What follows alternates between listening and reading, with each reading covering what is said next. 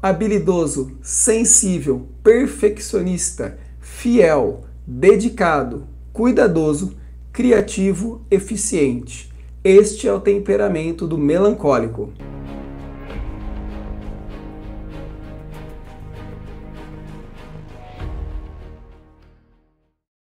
Olá, seja muito bem-vindo a mais uma aula, né? Mais um encontro, mais um momento onde nós estamos falando sobre o temperamento, né? Quem nos segue aí no canal, quem nos segue, passa a seguir, por favor, ative o sininho aí, tem muita coisa boa sempre vindo, né? Estamos fazendo aí a toda hora conteúdo novo. Então, mas para quem está nos seguindo desde sempre, para quem nos começou a seguir agora, nós estamos falando sobre os temperamentos. E nós já falamos sobre o que vem a ser os temperamentos, tem os links aí embaixo, falamos sobre sanguíneo, falamos sobre o fleumático, e hoje nós chegamos no terceiro temperamento, no penúltimo temperamento, que é o temperamento do melancólico. E quem é o melancólico aqui para nós? O melancólico aqui no nosso estudo é aquele que nós juntamos o frio, que é aquilo então que é a contração, né, o fechado, lembra-se? Frio é aquilo que nos faz ser menos expansivo, com o elemento do seco, que é aquilo que marca, aquilo que permanece, é o lugar onde nós iremos querer construir a nossa casa, ou seja, nós iremos querer construir a nossa casa sobre a rocha. Então o elemento aqui do melancólico será o elemento da terra. E por que a terra vai ser o elemento do melancólico? Porque o melancólico tende, e guardem isso, o melancólico tende a preferir coisas duráveis. O melancólico não gosta muito de mudança, o melancólico não gosta muito de novidade, o melancólico não é aquele que não sabe para que veio. Não, ele precisa saber para o que veio, o que vai fazer, como vai fazer, qual o resultado e como ele vai embora.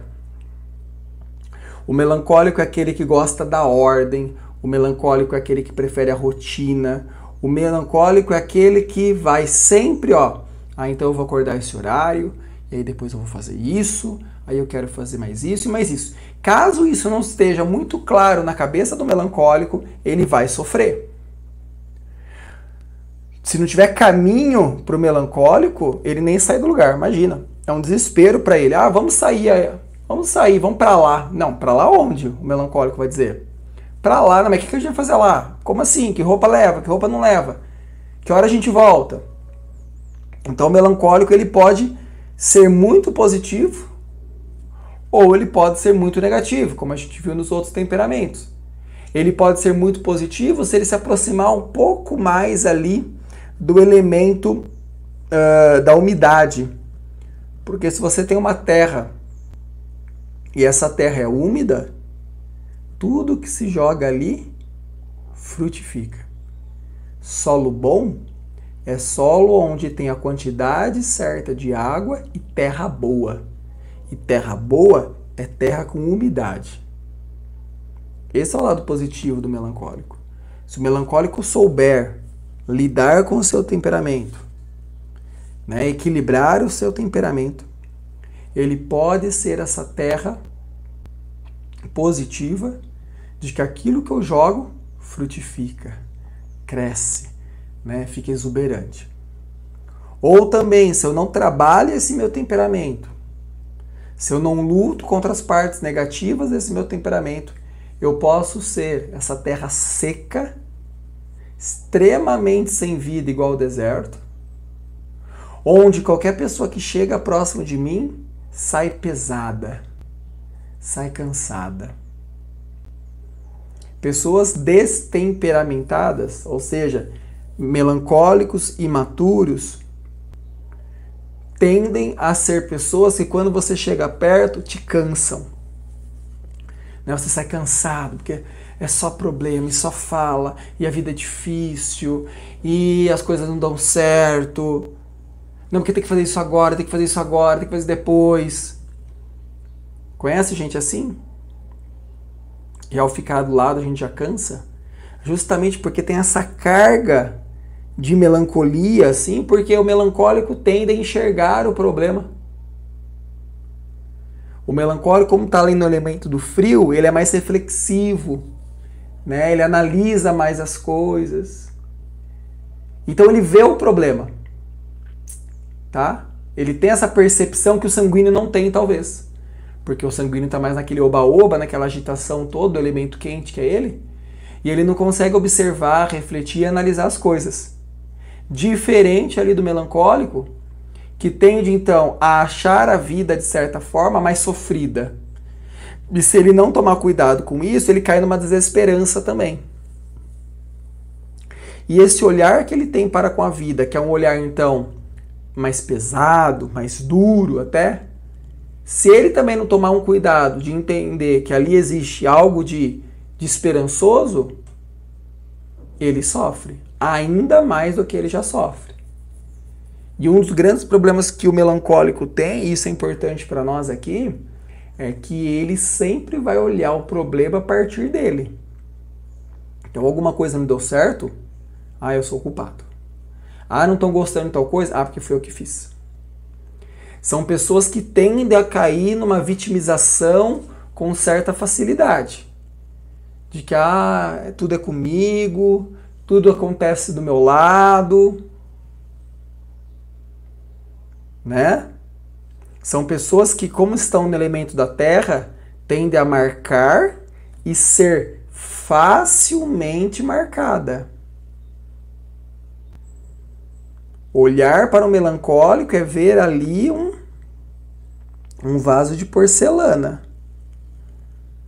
Extremamente delicado. Porque ele é extremamente sensível. Percebe? E por ele ser muito sensível, ele sofre com facilidade. Ele se quebra com facilidade.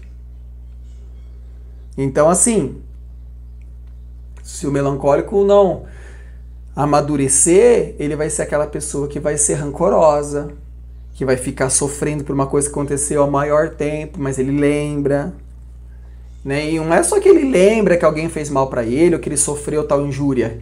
Ele lembra e sofre aquilo profundamente, e isso só faz mal para ele, porque ele fica remoendo e sofrendo de novo.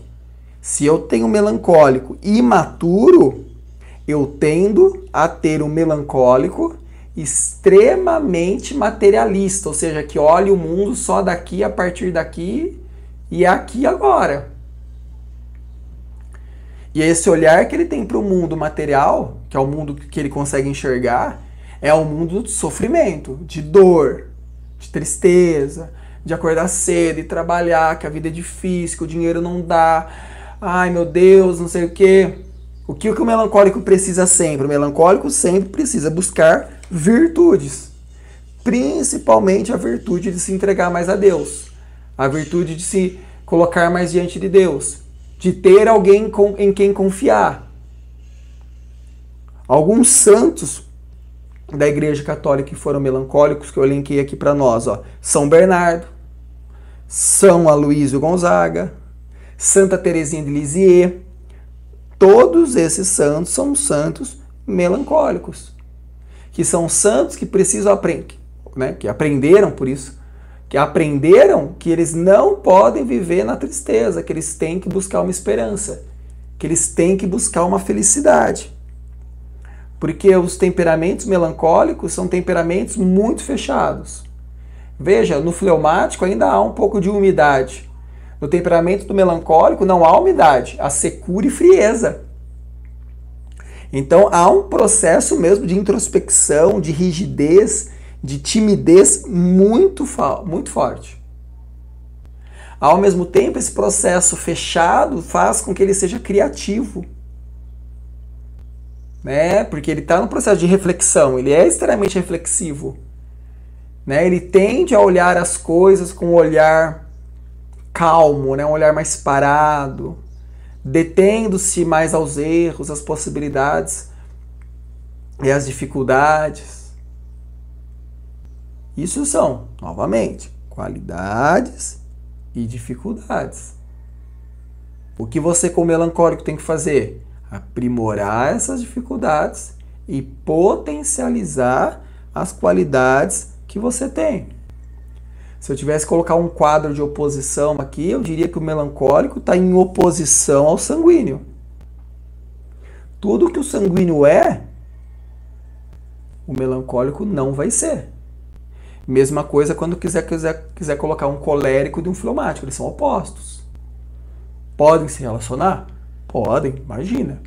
Mas esse relacionamento entre um colérico, um fleumático, um sanguíneo e um melancólico tem que acontecer sabendo e buscando entender, compreender e melhorar o seu temperamento e o temperamento de quem está na sua frente. Porque senão vai dar choque, né? No sentido, as coisas são opostas. Ser uma pessoa melancólica, então, é ter essa capacidade de refletir muito, e isso é positivo. Só que tem que ser uma reflexão voltada para as coisas belas, para as coisas grandes. Senão ele cai nesse pessimismo. E quando ele cai nesse pessimismo, ele tende a guardar para ele. E quando ele guarda para ele guarda tanto as coisas positivas quanto as coisas ruins. É uma pessoa ótima para contar segredos. É uma pessoa que vai amar você para a vida inteira se ela guardar isso como um grande tesouro para ela. Ensinar o melancólico as virtudes e fazer com que esse melancólico entenda que isso tem que ser guardado dentro dela, dentro dele, é para sempre. É terra. Né? O que se coloca na terra fica, marca. Então, se alguém conhece o melancólico, convive com o melancólico, tem que entender que o que você fizer ou deixar de fazer vai marcá-lo profundamente. Porque ele sente tudo à flor da pele. Se você é pai, se você é mãe, né? Se você trabalha com criança, você compreende o melancólico porque é aquela criança extremamente delicada e sensível. E saber falar com ela é uma grande virtude. Porque pode tanto aproximar essa criança para sempre, como ela pode se afastar de você para sempre e nunca mais olhar na sua cara. Pessoas melancólicas têm que ser voltadas para a beleza. Então encher a cabeça desses melancólicos de beleza, de virtudes, de coisas grandes. Se eu encher a cabeça do melancólico de sofrimento, de tristeza, que a vida é dura, que a vida não presta, ele vai entrar nesse caminho que para ele é muito fácil e ali vai permanecer. E aí a ladeira abaixo. Então, lidar com o melancólico é exatamente essa fragilidade, de certa forma, né? E assim, chorou, deixa ele chorar. Porque ele vai chorar tudo que ele quer chorar, como se não houvesse amanhã. Ah, Mateus, eu acho que eu sou casado com melancólico. Ou, ah, Mateus, eu sou melancólico e sou casado com ele e com ela. O que eu faço? Tente sorrir. Tente a levar a vida mais leve. Tente não se preocupar tanto com a arrumação da casa, com a bagunça da casa. Tente entender que nós temos que nos proteger com a rotina, mas a rotina ela tem que ser maleável, somado à concepção de que a vida não é uma fórmula mágica. Então, assim, por mais que você faça, estruture, pense, monte, haja, não significa que o resultado esperado será o resultado real.